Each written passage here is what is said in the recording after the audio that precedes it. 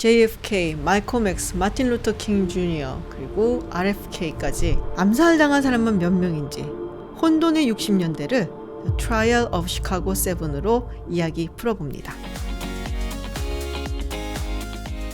안녕하세요, 김지윤입니다. 아카데미 시즌이라서 제가 여러 영화들을 이야기를 하면서 그 당시의 미국 시대, 상황 이런 이야기들을 나누고 있는데요. 오늘은 아론 솔킨 감독의 The Trial of Chicago 7 이 영화에 대해서 이야기를 해보겠습니다. 아론 솔킨 감독하면은 사실 법정 영화에서 굉장히 유명하죠. 마찬가지로 이 영화도 그냥 아무것도 몰라도 그냥 법정 씬만 봐도 진짜 재밌다라고 볼 수 있을 것 같아요. 그런데 과연 그 당시에 무슨 일이 있었고 이 사건은 어떤 것에 대한 것인지 조금 더 자세하게 알고 본다면은 훨씬 더 재미있을 것 같습니다. 먼저 이 영화의 배경은 1969년 법정씬이죠. 그렇지만 이 사람들이 기소가 됐었던 그 일은 1968년에 있었습니다. 1960년대는 그야말로 전 세계가 다 함께 혼란스러웠던 시기였죠.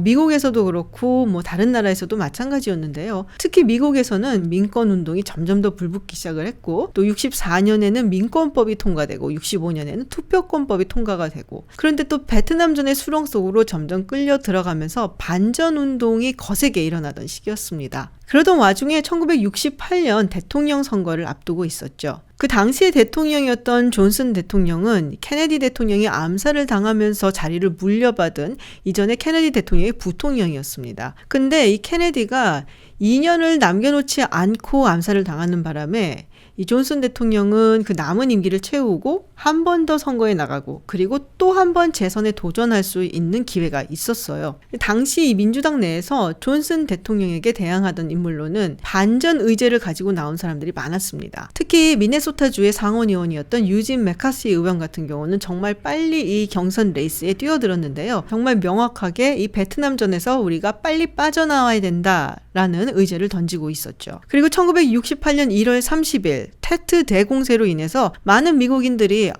이 전쟁이 존슨 행정부가 말하는 것처럼 그렇게 빨리 끝나지 않겠구나 라는 불안감을 갖게 됩니다. 그리고 처음에는 대통령 선거에 나오지 않겠다고 했다가 나중에 마음을 바꾼 인물이 한 명 있었는데요. 바로 로버트 케네디였습니다. 암살당한 존 F 케네디의 동생이었죠. 이렇게 로버트 케네디까지 가세를 하면서 민주당 내의 경선은 반전 그리고 반정부로 갈라지게 됐는데요. 베트남전에 반대하는 반전운동을 하는 많은 젊은이들, 특히 대학생들이 유진 메카시 의원을 지지를 했던 반면에 이 로버트 케네디 같은 경우는 유색인종 그리고 빈민층이 상당히 많은 지지를 했다고 합니다. 그리고 워싱턴 DC의 정치인들이라든지 아니면 각 주의 명망 있는 정치인들은 존슨 대통령을 지지하는 입장이었고요. 그런데 존슨 대통령이 68년 3월 31일 자기는 대통령 선거에 나가지 않겠다라면서 돌연 사임을 하게 됩니다. 그 대신 존슨의 부통령이었던 휴버트 험프리가 대선에 참가하게 되죠. 그게 무려 4월 27일이었어요. 그리고 험프리는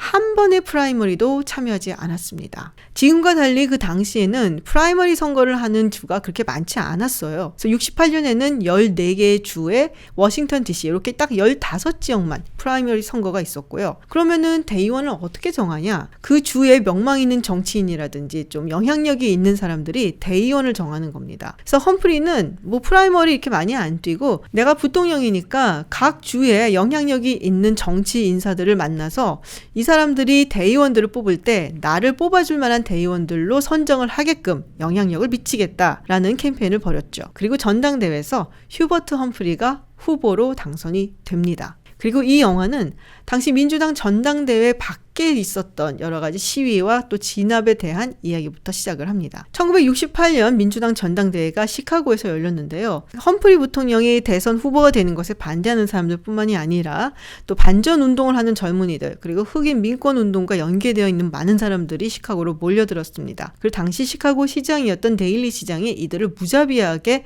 진압을 했죠. 덧붙이자면은 이후 민주당에서는 이번 경선, 그러니까 1968년 전당대회를 계기로 해서 경선 과정에 많은 개혁을 하게 됩니다. 웨커번 프레이저 위원회에서 경선에 더 많은 당원들이 참여를 할 수 있도록 이걸 개방해야 된다라는 이야기를 하면서 여러 가지 개혁 과제들을 내놓고요. 그리고 그 이후로도 사실은 민주당 경선이 있을 때마다 이것저것 손을 보고 있습니다. 그리고 여태까지 이어졌고요. 공화당도 이걸 보고 우리도 경선 과정을 좀 더 오픈하고 개혁해야겠다라고 하면서 따라가게 되죠. 그래서 미국의 정치 역사에 있어서 특히나 경선에 있어서 이 1968년 민주당 전당대회 사건은 상당히 중요한 위치를 차지하고 있습니다. 어쨌든 험프리가 무사히 대통령 선거에 후보가 되었죠. 그리고 존슨 대통령은 갑자기 10월 말에 베트남 공습을 중지하겠다라는 발표를 하게 됩니다. 물론 그 전부터 협상이 계속 이루어져 왔었는데요. 발표를 딱 요때 한 거죠. 선거를 얼마 남겨두지 않고. 그래서 이거를 옥토버 서프라이즈라고 우리가 불렀습니다. 그런데 효과는 별로 없었어요. 결국 닉슨이 대통령에 당선이 됩니다. 1968년 민주당 전당대회가 있던 그 밖에서 시위를 하고 또 폭력적으로 진압을 하는 과정에서 무려 200명이 넘는 사람들이 체포가 됐다고 하죠. 그리고 이 모든 일들을 국가 전복의 의도를 가지고 꾸몄다라고 해서 많은 이들이 기소가 됐는데요. 그 사람들이 이 영화에 나오고 있는 주인공들입니다. 이 사람들이 다 다른 집단에 속한 사람들이에요. 예를 들면은 에비 호프만이라든지 제리 루빈 이런 사람들은 국제청년단 즉 유스 인터내셔널에 속한 사람들이고요. 그러니까 한마디로 말하면 히피 같은 사람들이라고 볼 수가 있습니다. 그리고 톰 헤이든이라든지 데이비스 같은 사람들은 Students for Democratic Society라고 하는 SDS에 속한 인물들이고요. 주로 이 사람들은 유진 메카시 의원을 지지하는 집단이었죠. 그리고 그 외에도 데이비드 델린저라든지 이 사람은 그냥 평화주의자였고요. 그 외에 교수 2명도 있었고요. 그리고 흑표당 블랙팬더 파티의 대표라고 할 수 있는 바비 실도 이 중에 속해 있었습니다. 8명인데. 근데 왜 Trial of Chicago 7일까요? 그거는 영화를 보시면 알게 되십니다. 근데 이 중에서 저는 오늘 흑표당 이야기를 조금 해보려고 해요. 이 흑표당은 1966년 캘리포니아의 오클랜드에서 이 바비 실과 그리고 휴이 뉴턴이 만든 당입니다. 오클랜드는 사실 버클리 이제 바로 인접해 있는 지역이거든요. 흑인 인구가 굉장히 많은 곳이기도 하고요. 1964년에 민권법이 통과가 되고 또 1965년에 투표권법이 통과가 되고 그랬음에도 불구하고 여전히 많은 흑인들이 탄압을 받고 또 살해가 되는 일도 허다했습니다. 마틴 루터킹 목사 같은 경우는 우리가 비폭력 그리고 평화적으로 시위를 하고 우리의 권리를 주장해야 된다라는 입장이었는데 그러다 보니까 여전히 많은 흑인들이 죽어나가는데 너무 무기력한 것이 아니냐라는 비판을 직면을 하게 되고요. 그 대표적인 인물 중에 하나가 말콤 X였죠. 그런데 1965년에 이 말콤 X가 암살을 당하게 되죠. 그래서 어떻게 보면은 이 흑표당은 말콤 X와 조금 비슷한 노선이라고 할 수가 있는데요. 더 이상 가만히 있으면 안 된다. 흑인들의 목숨은 우리 흑인들이 무장을 하고 지키고 보호해야 된다라는 입장이었습니다. 그리고 흑표당이 단순히 흑인들의 민권이라든지 인권 향상 이런 거에만 신경을 썼던 게 아니고 사실은 굉장히 이념주의적인 인물들이었어요. 사회주의, 공산주의 그리고 마오주의에도 상당히 심취해 있었고 그래서 국제적인 연대도 꾀했다고 합니다. 사실 냉전이 있던 시기였기 때문에 미국 정부 입장에서 봤을 때는 여러 가지 이유로 조금은 부담스럽고 그리고 위태로운 집단으로 볼 수밖에 없었다라고도 할 수 있겠네요. 근데 흥미로운 게 뭐냐면요. 이들을 상징하는 것 중에 하나가 바로 총기입니다. 제가 예전에 그 총기 문화에 대한 영상을 찍었을 때 그때 토마스 제퍼슨이 자유인이라면은 총기를 가지고 있어야 한다라는 말을 했다고 했죠. 사실 그 당시에는 흑인들 노예든 자유 흑인이든 간에 총기를 가질 수가 없었고요. 백인이라고 하더라도 일정한 자격이 되지 않으면은 총기를 가질 수가 없었습니다. 이 흑표당 당원들이 총기를 들고 스스로 무장을 하고 우리가 지키겠다라고 얘기를 한 것은 상당히 상징적인 의미가 있다고 할 수 있죠. 근데 이 영화에서 잠시 등장하지만 정말 중요한 인물이 한 명 있습니다. 바로 프레드 햄튼이라는 인물이에요. 당시 흑표당의 시카고 지부의 지부장을 맡고 있었던 인물이고요. 영화에서도 보여지다시피 이 바비 실에게 여러 가지 합리적인 조언을 하기도 하고 그러면서도 카리스마가 있는 모습을 보여주고 있습니다. 근데 실제로 이 프레드 햄튼이 연설을 할 때는 그야말로 폭발적인 카리스마를 보였다고 해서요. 정말 많은 사람들이 눈여겨보는 그런 인물 중에 하나였죠. 그런데 1967년 8월 당시 FBI 국장이었던 에드거 후버가 하나의 의심스러운 기구를 발족을 시킵니다. 이른바 COINTELPRO라는 건데요. 이게 Counter Intelligence Program이라는 거고요. 주 목적은 흑인 민족주의를 외치는 조직이라든지 단체, 리더, 그리고 대변인 이런 사람들을 밝혀내고 또 이들의 활동을 방해하고 조직을 무너뜨리는 것을 목적으로 하고 있었습니다. 특히 후보가 직접 지시한 내용 중에 굉장히 중요한 부분이 있는데요. 이 흑인 민족주의 운동을 통합하거나 혹은 이끌어갈 수 있는 그야말로 카리스마가 있는 메시아가 출연하는 것을 막아야 된다라고 이야기를 한 거예요. 블랙 메시아라고 이야기를 할 수가 있는데요. 메시아는 마틴 루터킹 목사가 될 수도 있고 블랙팬서 당의 당원이 될 수도 있고 그리고 스토클리 카마이클 같은 인물이 될 수도 있고 그리고 또 눈여겨봤던 인물 중에 하나가 바로 이 프레드 햄튼입니다. 그러니까 한마디로 에드가 후버가 이끌고 있었던 FBI는 블랙 메사이아 즉 이 흑인 운동을 이끌어갈 수 있는 미래의 지도자를 싹을 없애버려야 된다라는 것에 주 목적을 두고 있었던 거죠. 이 코인텔프로의 여러 가지 수법 중에 하나가 자신들의 요원을 그 집단에 침투시키는 거예요. 그래서 이 집단에서 정보를 빼오거나 아니면은 이 조직을 일망타진할 수 있는 실마리를 찾게 하는 것이죠. 마찬가지로 이 프레드 햄튼을 잡기 위해서 아주 극약 처방을 하게 되는데요.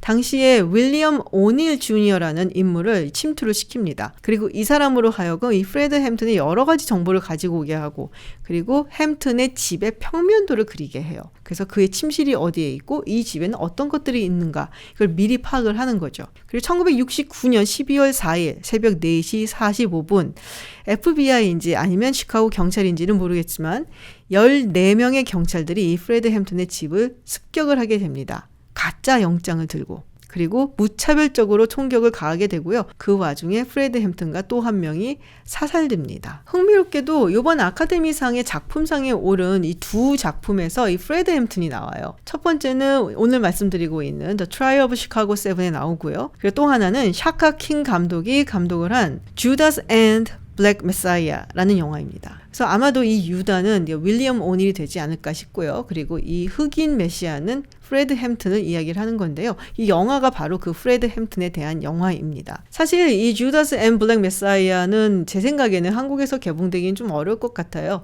내용 자체가 굉장히 좀 구체적이고 그리고 미국의 어떤 특정 정치 상황에 대한 이야기라서 한국에서 뭐 그렇게 인기가 없을 것 같아서 아쉽게도 영화관에서 보기는 어려울 것 같지만 기회가 된다면 뭐 저는 꼭 볼 생각이기는 합니다. 그리고 이 영화와 또 트라이얼 오브 시카고 7하고 연계되는 지점을 함께 본다면 그것도 흥미로울 것 같고요. 그리고 흑표당에 대한 이야기는 제가 언젠가 따로 한번 영상을 꼭 만들어 보려고 해요. 지금까지도 이 흑표당이 미치는 흑인 사회, 흑인 문화에 미치는 영향이 굉장히 크고요. 비욘세가 이 가죽 의상을 입고 자기의 백댄서들과 함께 이 검은색 베레모를 쓰고 나왔잖아요.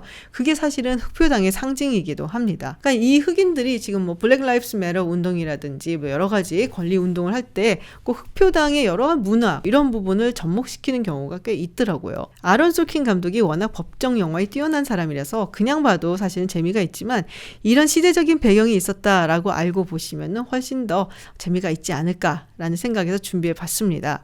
사실 1960년대는 정말 혼란스러웠던 시대였죠. 그리고 제가 사실 개인적으로 가장 관심 있고 재밌어하는 시기가 1920년대 그리고 1960년대거든요. 여러 가지 사회적 모순에 저항하면서 그 당시 미국만의 어떤 시대 정신 그리고 문화를 만들어냈던 게 바로 1960년대라고 생각이 드는데요. 그 당시에 저항하고 부딪히고 그리고 갈등하는 것을 두려워하지 않고 그들만의 해결점을 찾아낸 것이 지금 현재 세계 최강국 미국을 만들어낸 힘이 아닐까라는 생각을 해봅니다. 오늘 영상 여기서 마치고요. 다음엔 더 재밌는 이야기로 찾아뵙겠습니다. 고맙습니다.